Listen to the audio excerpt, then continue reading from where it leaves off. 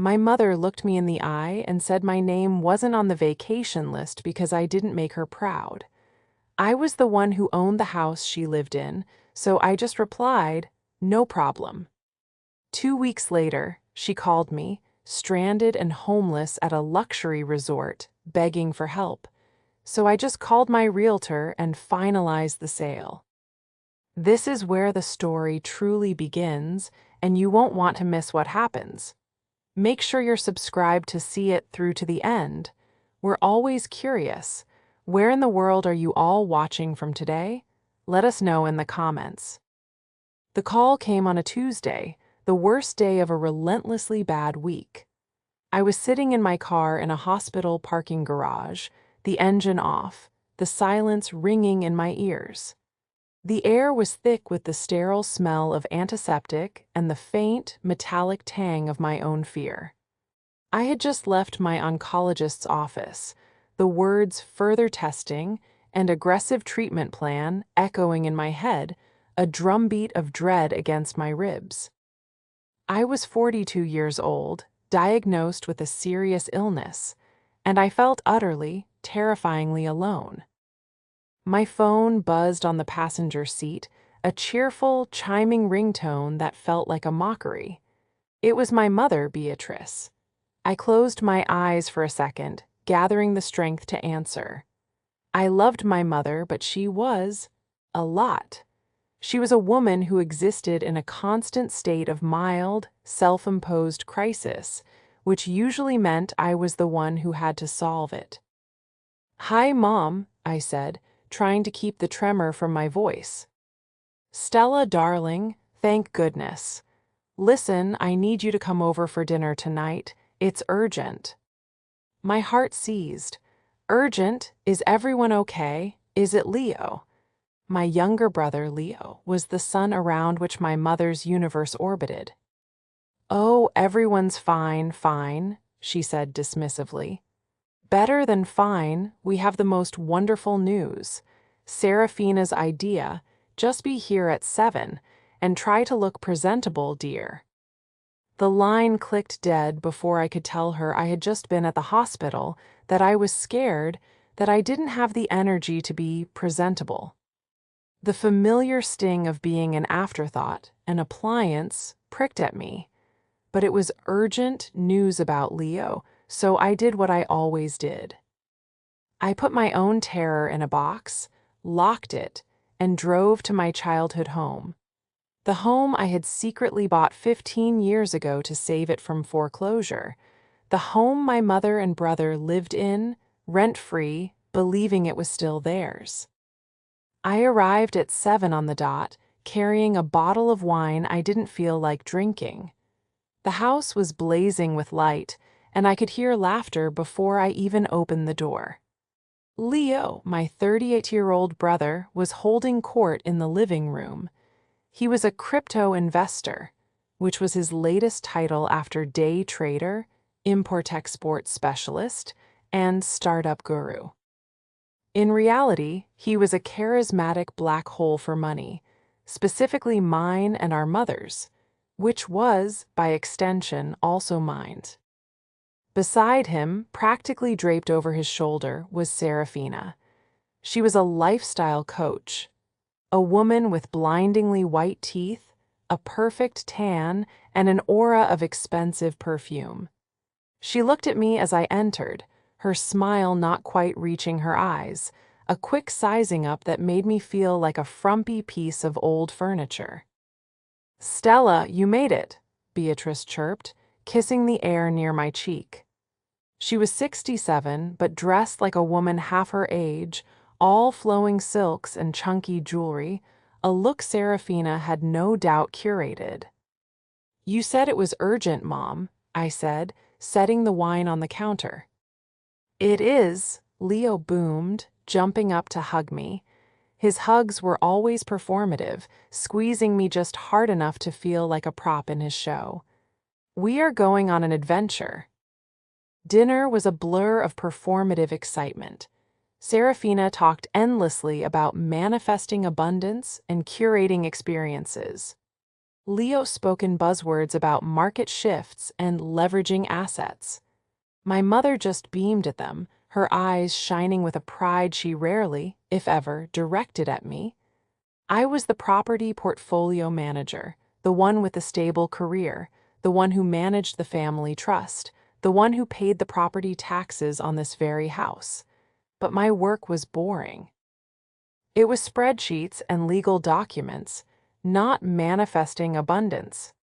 Finally, over dessert, Beatrice clinked her glass with a spoon. And now for the grand announcement. Serafina positively vibrated with excitement. "B, you tell her." My mother stood, her face flushed with a truly unsettling level of glee. In light of Leo's recent triumphs, and to celebrate this wonderful new chapter, we are all going on a vacation. 2 weeks. A 5-star, all-inclusive resort in the Maldives. A cold rock settled in my stomach. I knew exactly who would be expected to handle any unexpected costs, whose credit card would be the emergency backup. "Wow, Mom, that's a big trip," I said carefully. "Only the best," Leo declared, puffing out his chest. I forced a smile. "So, when are we leaving? I'll need to check my work schedule and—" I paused, my mind flashing to the hospital, "and my upcoming appointments." My mother's smile faltered, turning into a look of mild confusion, as if I just asked a stupid question. She glanced at Serafina, who gave a tiny, almost imperceptible shake of her head. Beatrice turned back to me, her expression hardening into one of condescending pity. "Oh, Stella, honey, no." I froze. "No." She let out a little tinkling laugh, as if I were a child. "Well, darling, this is a special trip. It's a celebration. This vacation," she said, her voice loud and clear, echoing in the suddenly silent room, "is for those who make us proud." The words hung in the air, sharp and glittering as broken glass. Leo wouldn't meet my eyes, suddenly fascinated by a spot on his wine glass. Serafina just smiled, a small, smug, victorious little smile. My mother's proud list. Leo, the financial leech. Serafina, the newcomer. My mother, the enabler. And me, the one who paid for the roof over their heads, the one staring down a terrifying medical diagnosis. I was not on the list. The silence stretched. They were waiting for me to break, to argue, to cry, to beg. The hospital, the fear, the years of thankless sacrifice. It all coalesced into a strange, cold clarity. A switch flipped inside me. It wasn't anger, not yet. It was acceptance. I picked up my purse. I looked my mother dead in the eye, my voice perfectly level, almost serene. "No problem," I said. I turned and walked out the door, leaving the bottle of wine on the counter. The silence followed me out, heavier and more profound than the one in the parking garage. As I drove away, I didn't cry. I just thought of the words my doctor had used. Aggressive treatment. It was time to be aggressive.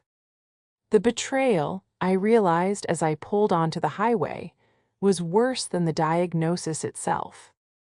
The first 2 days after that dinner were a blur of numb efficiency. I went to work, I built spreadsheets, I called contractors, and I scheduled my own biopsy. I moved through the world like a ghost in my own life, the conversation in the dining room playing on a loop in my head. This vacation is for those who make us proud. I didn't hear from them, of course. No one called to apologize. No one called to check if I was okay. It was as if my quiet, no problem had simply erased me from their reality. The house I owned, the house they lived in, was silent. On the third day, a Friday, my phone rang. It was Beatrice. "Stella," she said, her voice clipped and businesslike. "I need the number for your travel agent." I paused, a stack of rental agreements in my hand.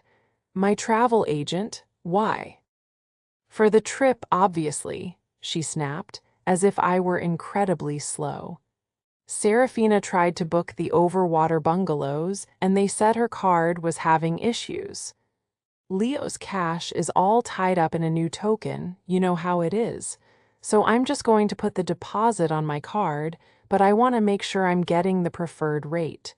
What's his name? David." I stared at the wall of my office. Her card was having issues. I knew exactly why. Serafina had no income. Leo had no income.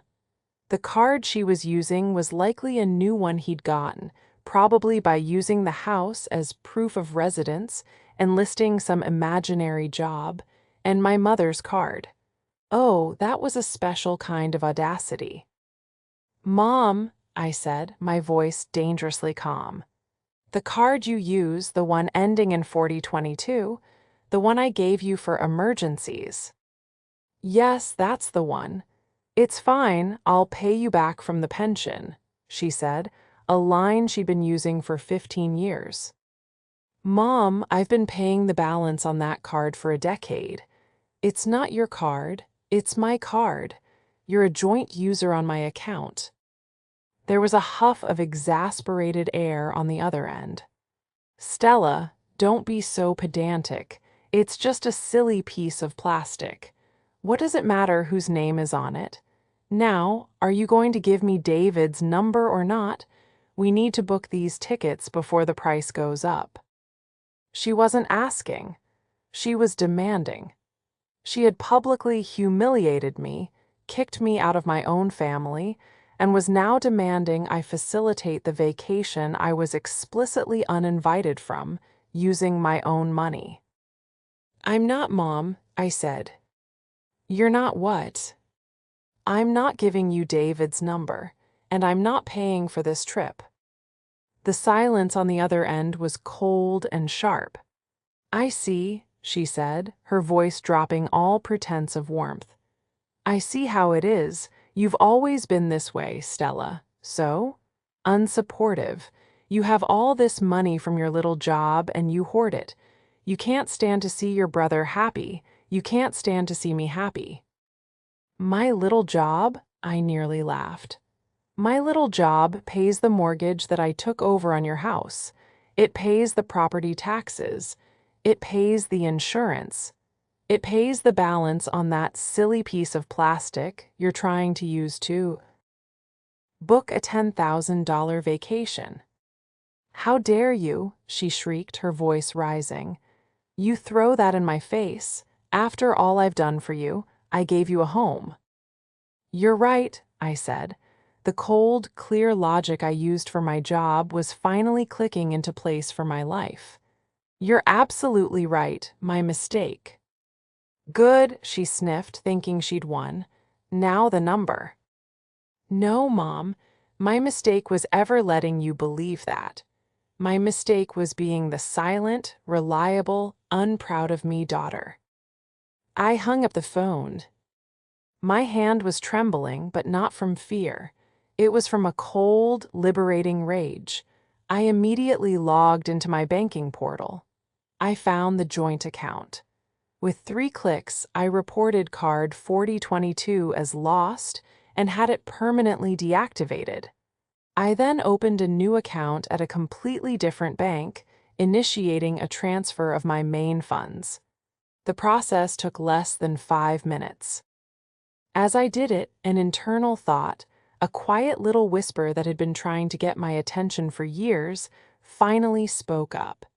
It was a line I used with my clients when they were holding on to a property that was draining them dry. "They've all forgotten one crucial thing," I thought to myself, a bitter smile twisting my lips.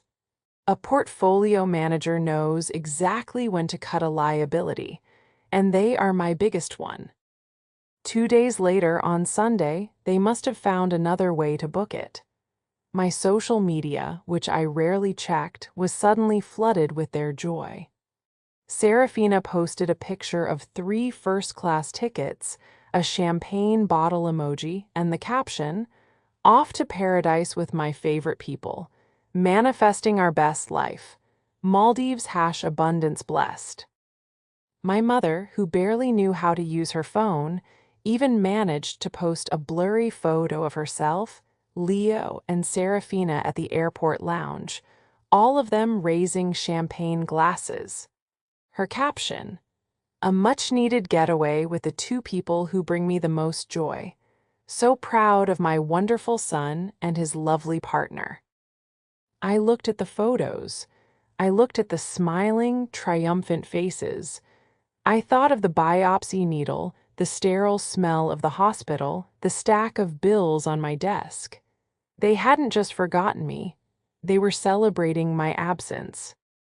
I picked up my phone, but I didn't call my mother. I called my lawyer. "David," I said, "it's Stella. Yes, I'm fine. Listen, I need to talk to you about the property on Elmwood Avenue. I'm thinking of liquidating."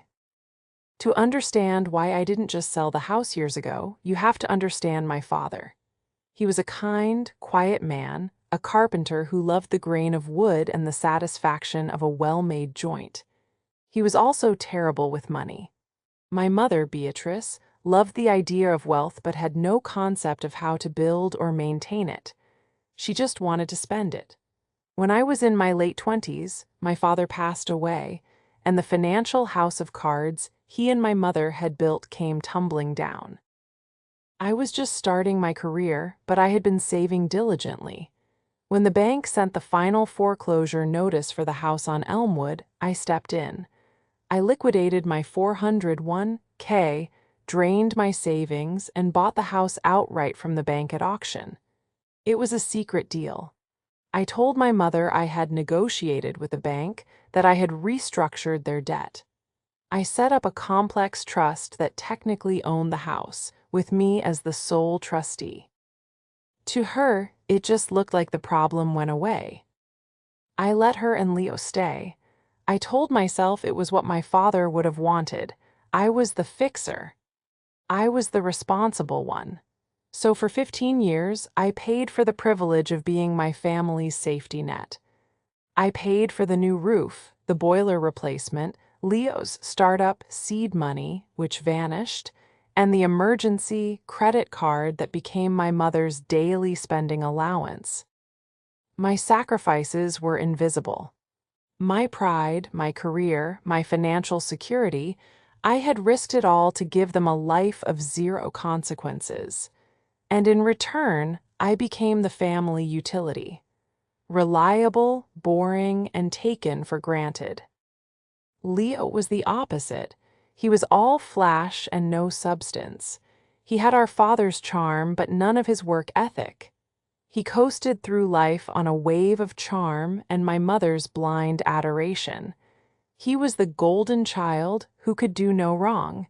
His failed businesses were learning experiences. His debts were temporary setbacks. And then, 6 months ago, he brought home Serafina. If Leo was a financial black hole, Serafina was the singularity, a woman who had weaponized the language of self-care to justify a life of breathtaking selfishness. She was a lifestyle coach, but as far as I could tell, her only client was Leo, and her only coaching involved convincing him he deserved more of everything without working for it. I first met her at a Sunday lunch. She'd walked into the house, my house, and her first comment was, "Oh, B, this wallpaper is just tragic. We need to get some gold leaf accents in here. It's all about projecting success." Essie. Dee looked at me, the one who actually had success, and dismissed me with a single glance. My sensible blazer and practical shoes were an affront to her religion of abundance. Over that lunch, she'd pointedly asked me about my own finances. "Stella, you're a numbers person, right?" she'd said, tasting the word like it was spoiled milk. "It must be so. Draining. Don't you ever want to just be and let the universe provide?" "The universe usually needs a cosigner, Serafina," I'd replied, which earned me a cold stare from her and a disappointed sigh from my mother. Serafina was the catalyst. She saw my mother's adoration for Leo and my family's reliance on me, and she saw her opening. She wasn't just influencing Leo, she was actively coaching my mother, isolating her from me. She convinced Beatrice that my practicality was negative energy, that my responsible nature was holding them back from their potential. She validated every one of my mother's worst impulses, dressing up greed as self-worth and entitlement as manifestation. The Maldives vacation was her masterpiece. It was the perfect, symbolic way to finalize the new family structure. It was a public declaration that the vibration of the family was changing. They were the dreamers, the manifestors, the ones making them proud. I was just the bank, and they had decided the bank was closed to me, even as they planned to make one last, massive withdrawal. The day after they left, I went to the house. It was quiet. The air smelled of Serafina's cloying perfume. They had left in a hurry, clothes tossed on chairs, dishes in the sink. It felt like a violation. I walked through the rooms, the carpenter's details my father had loved, the built-in bookshelves, the hand-carved mantel, covered in Serafina's tacky, gold-painted trinkets. In the kitchen, stuck to the fridge with a garish, live laugh love magnet, was a note. It was a packing list. But at the bottom, in Serafina's loopy handwriting, was a little addendum. B, make sure to get Stella's lawyer's info. We need to get Leo added to the will trust before we get back. Just say it's for estate planning. He deserves his share. They weren't just excluding me. They were actively plotting to take the last thing I had, my own assets. They were on a vacation I was paying for, planning to steal the house I had saved. The cold, clear logic snapped into place, sharp and painful as a breaking bone. This wasn't a family. This was a hostile takeover. But they had forgotten one crucial thing, I thought again, the phrase now a mantra. The trustee has all the power. I took the note from the fridge, folded it, and put it in my pocket. I locked the front door, the deadbolt sliding home with a satisfying, final thunk. I would not be coming back. The shift from victim to strategist was not a lightning bolt. It was a slow, cold sunrise. It began with the biopsy. The procedure was as unpleasant as I'd imagined, and the waiting period for the results was a new kind of psychological torment. It was in those days of waiting, suspended between the before and the after, that I realized I had two battles to fight, one for my health and one for my life. I refused to lose both. I was a portfolio manager. My job was to assess assets, mitigate risk, and maximize returns. For 20 years, my family had been my worst performing asset. It was a drain, a liability disguised as an obligation. It was time to divest.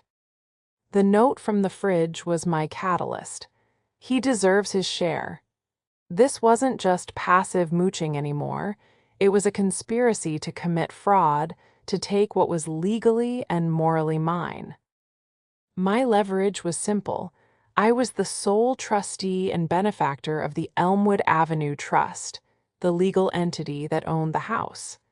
My mother and brother were listed only as permissive occupants, a status I could revoke with 30 days' notice. They had forgotten this, or more likely, they had never bothered to understand it. They believed my mother's name was still on a deed somewhere. I didn't just call my lawyer David, I hired him. I also hired a forensic accountant. "David," I said, sitting in his polished mahogany office, the note from Serafina on the desk between us. "I'm not just thinking of liquidating, I'm selling the house.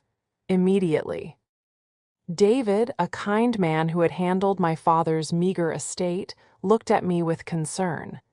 Stella, are you sure? This is a big step, your mother. My mother is on a vacation I'm uninvited from, plotting to get my brother added to a trust he has no claim to, I said, my voice flat. I'm sure. I want the house listed by the end of the week. I want an aggressive sale. And the occupants, he asked gently, will be given their legal 30-day notice to vacate. I want you to handle the eviction paperwork to be served the day they return. David nodded, the kindness in his eyes turning to professional focus. Understood. There's more, I said. I slid a file across the desk. This is Catherine Wells. She's a forensic accountant. I've already retained her. I want her to do a full audit of every dollar I have spent on my mother and brother for the last 15 years. The credit card, the house maintenance, the taxes, the loans for Leo's businesses. Everything. To what end, Stella? To the end of a full accounting. When they come back and I serve them notice, they will scream, they will threaten, they will try to sue me. I want to have a document down to the penny that shows exactly what their share has alrea. Die cost me. It's not for a negotiation. It's for my own peace of mind. It's the closing statement on a bad investment.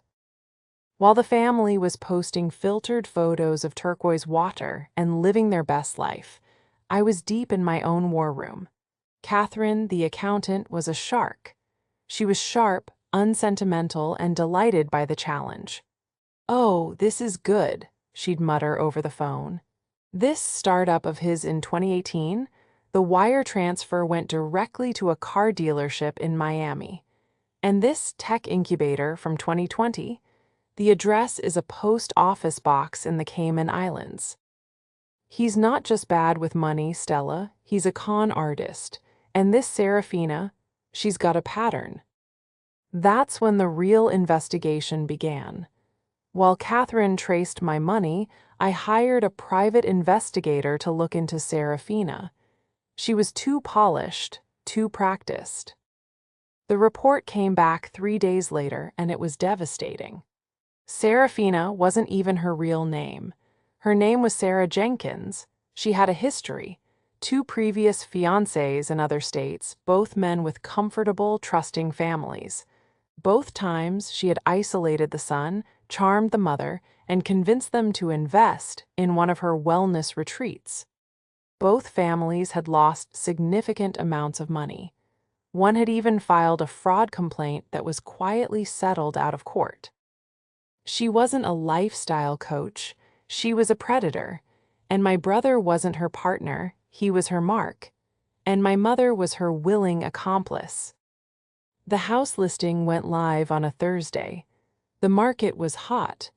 Within 24 hours, we had 3 cash offers, all over the asking price. As I sat with my realtor, accepting an offer from a nice young family, my phone buzzed. It was a text from Leo. Hey, paradise is amazing, but so expensive, lol. Hotel is asking for another card for incidentals. Mom's card isn't working for some reason. Can you send me your Amex numbers? Quick favor. I looked at the text. I looked at the signed sales agreement in my hand. I thought of Sarah Jenkins and the fraud complaints. I texted back a single word, no. His reply was immediate. What do you mean no? Don't be like that. Serafina is really upset, just send it. I typed, I mean no, Leo. Have a great trip. I blocked his number. I blocked Serafina's number. And then, with a deep, steadying breath, I blocked my mother's number. The lines were cut. The portfolio was closed. Now, all I had to do was wait for the asset to realize it had been liquidated. The first 9 days of their trip were, for me, a period of strange, quiet productivity. The house sale was in escrow, set for a rapid close. My medical results had come back. The news was serious, requiring surgery and treatment, but it was manageable. I had a plan. For the first time in my life, I felt a sense of control that wasn't tied to someone else's chaos. I was handling my own. I had unblocked my mother's number, purely out of a cold curiosity. I needed to be the first point of contact when the facade finally cracked. The call I was expecting wasn't the one I got. It came on day 10 of their trip. It wasn't my mother's frantic sobbing. It was Leo's oily, overconfident voice. He must have gotten a new SIM card. "Stella, you're being ridiculous," he said, no hello. "Am I?" I replied, swiveling in my office chair to look out at the city skyline. "Yes, you're being petty. You canceled Mom's card because you weren't invited. It's childish." "The card was in my name, Leo. It was my money. I didn't cancel it. I deactivated my account." "Whatever, fine. You made your point. Now we need you to fix it. The hotel, there's a problem with the bill." "That sounds like a you problem, Leo." "Listen to me," he snarled, the charm vanishing, revealing the spoiled, angry little boy underneath. "Serafina is a very important person. She has connections. You're embarrassing me. You're embarrassing Mom. This whole vacation was to celebrate my new venture. Serafina has investors lined up. This is a business trip." "A business trip?" I almost laughed. "Is that what she's calling it? Leo, I know who she is." There was a pause. "What are you talking about? She's a lifestyle coach. She's famous." "Her name is Sarah Jenkins, Leo. She's not famous, she's infamous. She has 2 fraud complaints against her in 2 different states. She doesn't find investors, Leo. She finds marks. And you're the mark. You're not her partner, you're her next victim." The silence on the other end was absolute. I could picture him, his smug expression crumbling, the blood draining from his face. "You're lying," he whispered, but the conviction was gone. "Am I? Ask her about a wellness retreat in Arizona in 2019. Ask her about a client named Mark Thompson who invested his mother's retirement fund with her. I have the police report, Leo. I have the settlement. I hired an investigator." I heard a muffled sound, a gasp, and then Serafina's sharp voice in the background. "Who is T?" "Hat, what is he saying? Leo, give me the phone." "You're a liar," Leo shouted, his voice cracking with panic. "You're just jealous. You've always been jealous of me." "You're right, Leo," I said, my voice soft now. "I'm so jealous of your 5-figure hotel bill that you can't pay. I'm so jealous of your girlfriend who is, right this second, probably calculating how to get out of the country without you. You're on your own. Do not call me again." I hung up. The next call didn't come for another 48 hours. The hotel must have given them a grace period, a chance to fix the payment issue. But I had been busy. I'd had my lawyer send the file on Sarah Jenkins directly to the hotel's general manager, along with a note explaining that I was not financially responsible for these guests and that they were occupying the rooms under false pretenses. This time, when the phone rang, it was Beatrice, and she was in a full-blown panic. Stella, thank God. You have to help us. It's a nightmare." She was sobbing, the sound hysterical and thin. I could hear shouting in the background, a man's voice, speaking sternly in accented English. "What's wrong, Mom?" "They locked us out. We're in the lobby. They locked us out of our rooms. They took our passports, Stella. They said our cards are fraudulent. Serafina, she's gone." The confirmation hit me, but I felt no triumph, just a deep, weary sadness. "Gone? What do you mean gone?" "We woke up this morning, after your horrible call to Leo, And she was just gone, her bags, her things, everything. She left a note. She said Leo had deceived her about his finances, and now the hotel, they're holding us responsible for the whole bill. The minibar, the spa treatments, the boutique. Stella, it's over $20,000. They're threatening to call the police, they said. They said we're homeless. We're homeless here, Stella. Please do something. The line from the title, "We are homeless here, please do something." I leaned back in my chair. I thought of the biopsy scar hidden under my blouse. I thought of the for sale sign that was now on my lawn, covered by a sold banner. I thought of the note on the fridge. He deserves his share. "Wow, Mom," I said, my voice devoid of all sympathy. "That sounds terrible. Homeless, you say, in a 5-star resort lobby? That must be very difficult." "Don't you mock me," she shrieked. "This is your fault. You and your investigator, you scared her off. You did this." "No, Mom," I said, the cold clarity finally hardening into an unbreakable shield. "You did this. You, Leo, and Sarah Jenkins. You went on a vacation for people who make you proud. I guess that just doesn't include me." "Stella, I'm begging you. I am your mother. You can't let this happen. Call the embassy, send the money, do something." "But I just did, Mom." What did you do? Did you send the money?" Her voice was suddenly filled with desperate hope. "No, Mom, I just sold the house." The line went completely silent. I don't think she was even breathing. What did you say?" "The house on Elmwood Avenue. I sold it. The sale closed this morning.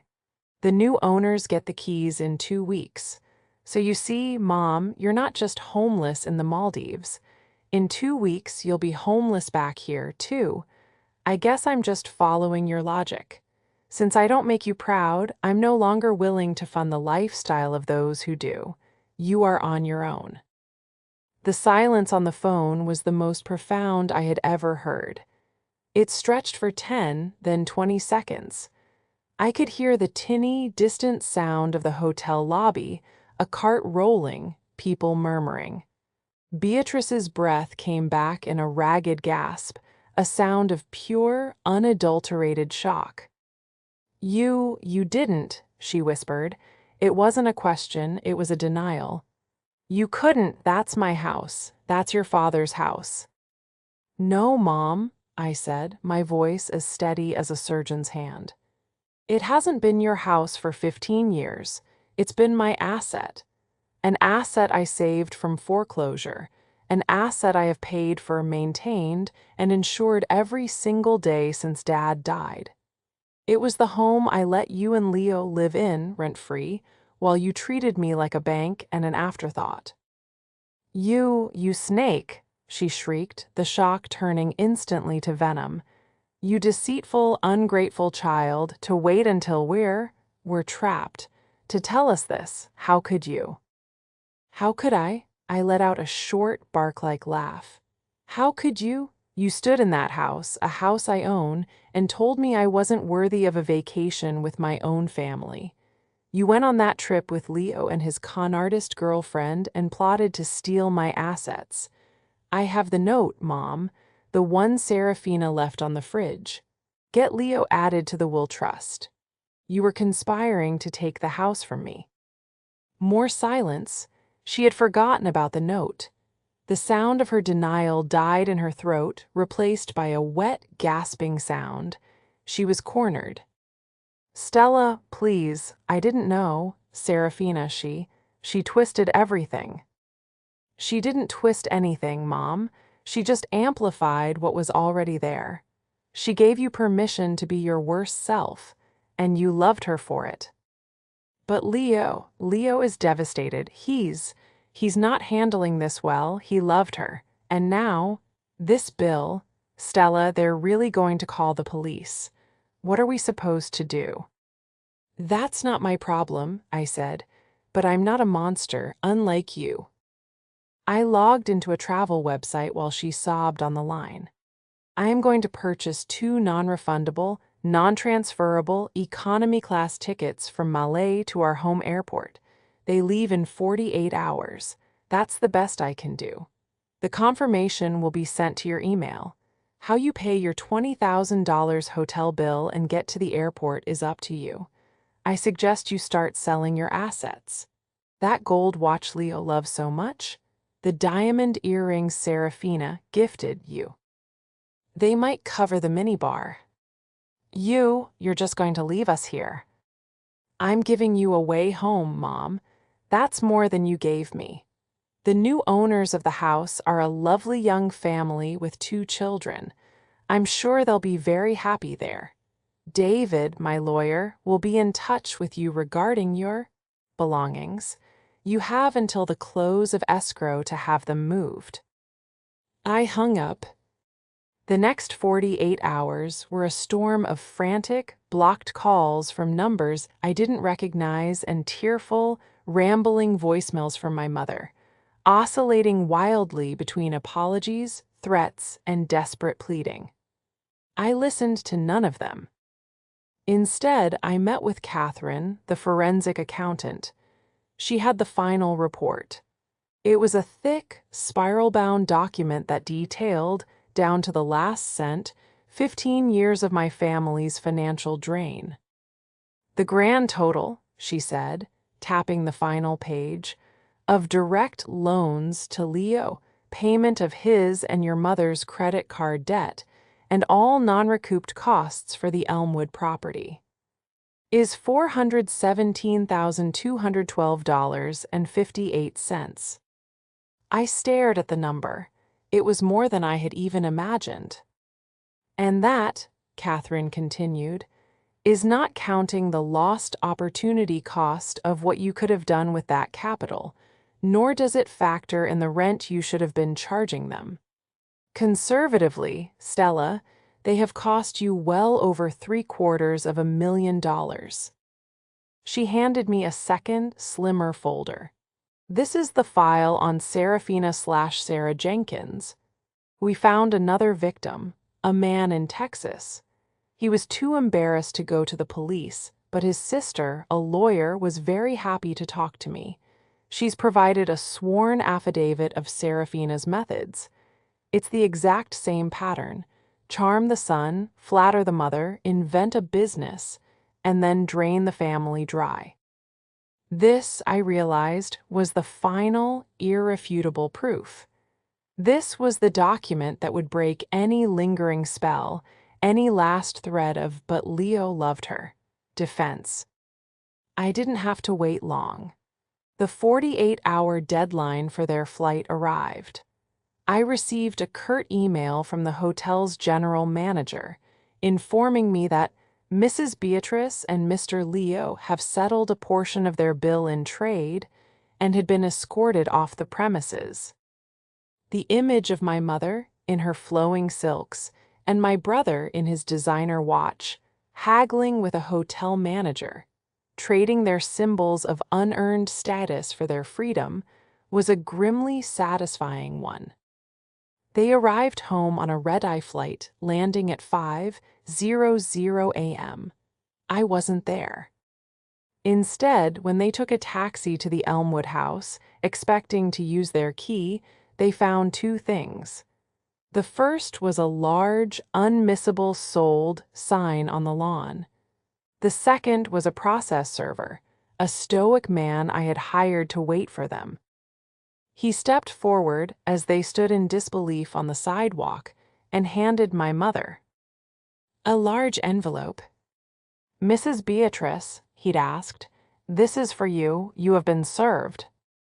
Inside the envelope was not a lawsuit.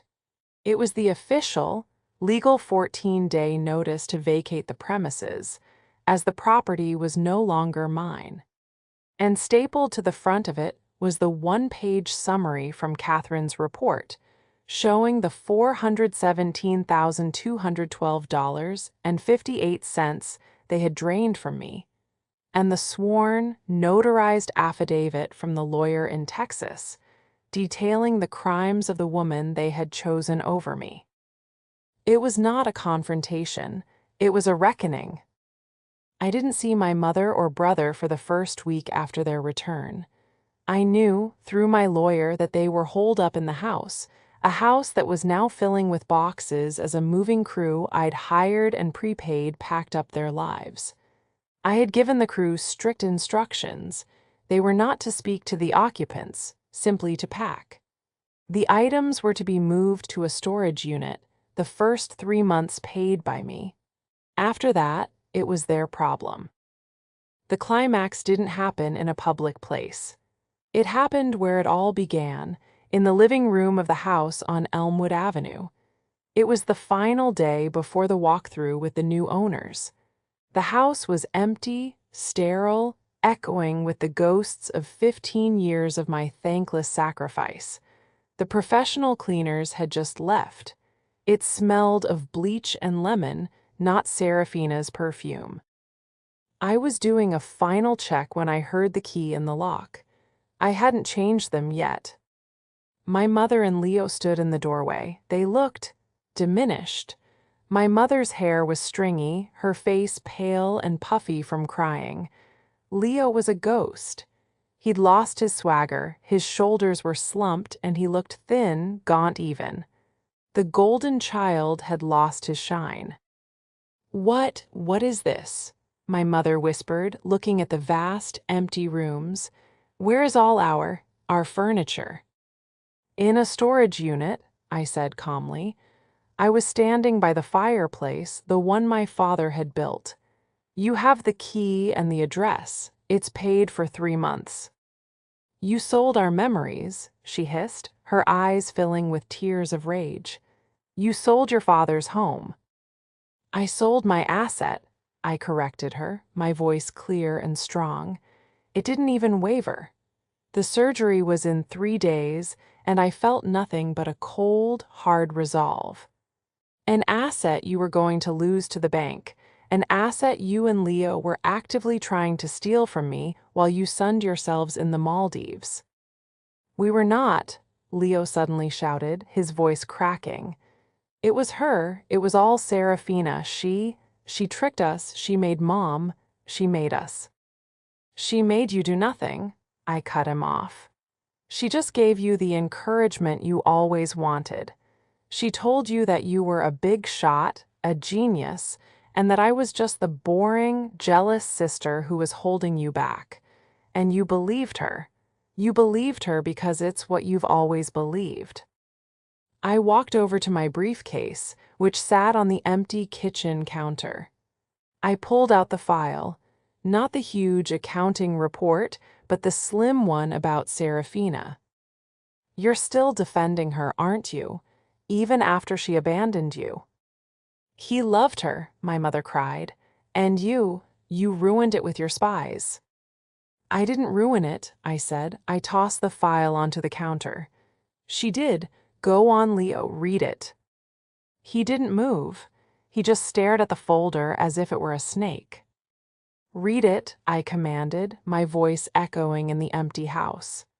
"It's all there. The man from Texas, the family from Arizona, the police reports, the aliases. She didn't love you, Leo. She was hunting you. You were her next payday. And when I cut off the money, you were no longer useful." Leo slowly, his hands trembling, opened the folder. He read the first page, the affidavit from the lawyer in Texas. He read the second. I watched as the last bit of color drained from his face. He sank to the floor, right there in the empty living room, and put his head in his hands. The sobs that came out of him were not for her. They were for himself. They were the sounds of a man who had finally, at 38 years old, hit rock bottom. My mother rushed to him. "Leo, baby, don't. She's lying. It's all lies." "Is it, Mom?" I asked. "Is the note from the fridge a lie? The note you were both in on?" Beatrice froze, her hand hovering over Leo's shaking shoulder. She turned to me, her face a mask of pure, desperate hatred. "You've done this," she whispered. "You've destroyed this family." "No," I said, picking up my briefcase. I've just stopped paying for it. I walked to the front door. I paused, my hand on the knob. The new owners are here in an hour for the final walkthrough. I'd suggest you be gone. The taxi I called for you is waiting at the curb. My mother looked up, her expression baffled. A taxi? Where are we supposed to go? That, for the first time in your life, is not my problem. I walked out the door and didn't look back. As I got into my car, I saw the taxi driver get out and approach them. I saw Leo, a broken man, being helped up by my mother, who looked utterly, finally lost. For a second, a pang of the old, familiar guilt flickered. She's your mother. He's your brother. Then I thought of the word aggressive in my doctor's file. I thought of my own health, my own future, the life I had to fight for. I put the car in gear. The family was a cancer. I had just excised the tumor. My surgery was a success. The recovery was long, and for the first time, I had no one to take care of but myself.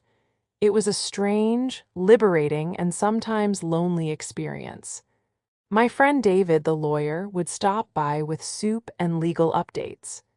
Catherine, the accountant, sent me a massive bouquet of flowers with a card that read, "To our most profitable client. Get well soon." I healed. My body, freed from the constant stress of my family, responded to the treatment better than the doctors had expected. The fog of dread I had lived under for months, and in many ways for decades, finally began to lift. While I recovered, the final pieces of my old life were being neatly filed away. My mother and Leo had, predictably, tried to sue me. They'd found a cut-rate lawyer who filed a motion to contest the sale of the house and claim emotional distress. It was a laughable lie short hearing. David didn't even have to speak. He simply submitted the trust documents, which clearly gave me sole power of liquidation, and the 400-page forensic accounting report. The judge took one look at the $417,000 figure, then at the affidavit from the lawyer in Texas, and dismissed the case with prejudice, meaning they could never file it again. The judge even warned their lawyer that he was bordering on sanctions for filing a frivolous lawsuit. Their downfall was as quiet as it was complete. With no money, no home, and no more investors, Leo had to get a real job. I heard through a distant cousin that he was working at a hardware store, stocking shelves. My mother, Beatrice, was living with him in a tiny, one-bedroom rental apartment across town, paid for by his minimum wage earnings. The life of abundance Serafina had promised them had vanished, leaving only the harsh reality of their own choices. As for Serafina, her reign of terror was also over. The lawyer from Texas, emboldened by my investigator's file, had worked with the victim from Arizona to file a new joint civil suit against her. With the combined evidence, the district attorney in Arizona filed criminal fraud charges. She was arrested trying to board a flight to Dubai. Her manifesting days were done. 6 months after the sale of the house, I was declared in remission. I felt like I had been reborn. I sold my old condo, which was too full of memories, and bought a beautiful, light-filled loft downtown, one that had never heard my mother's critical voice or seen my brother's outstretched hand. I was sitting on my new balcony, enjoying a cup of tea, when my phone rang. It was an unknown number. I almost didn't answer, but something made me. Hello. Stella, the voice was hesitant, rough.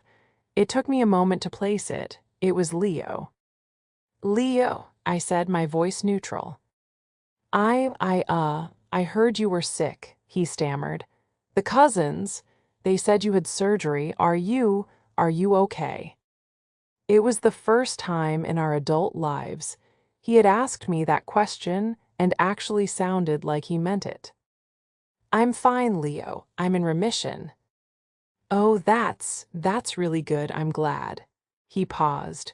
"Listen, Stella, I know I don't have any right, but I wanted to say, I'm sorry. I read the whole file, all of it. The money, I read it, and I'm sorry. You were right. You were always right, and I was a fool." He was crying. Not the crocodile tears of a man caught, but the quiet, broken sobs of a man who finally understood. I listened. I didn't say it's okay. It wasn't, but I heard him. I'm working," he said, wiping his nose, "at a hardware store. It's hard, but it's real, and Mom, she's not doing great. She just sits in the apartment. She's old, Stella. She's just an old, sad woman." I felt a twinge, not of guilt, but of pity. "What do you want, Leo?" "Nothing," he said too quickly. "Nothing, I had to say that. I'm sorry. I'll let you go." He hung up. I sat there for a long time, watching the city lights come on. The call had changed something. The anger was gone, replaced by a simple, quiet peace. I picked up my phone and called David. I instructed him to set up a new, very small, non-negotiable trust. It was funded not from the sale of the house. That was my future, but from a separate investment. It was just enough to cover the rent on a small, senior living apartment for my mother. Nothing more. No spending money, no emergencies. Just a roof. It would be managed by the bank, and my name was not to be mentioned. I did it not for her, but for me. It was my final act of divestment, my way of closing the last door, ensuring she could never again call me and say she was homeless. My father's house was sold. My brother was finally a man. My mother was my mother, but she was no longer my problem. I had faced my own mortality, and in doing so, I had finally claimed my own life. I was free.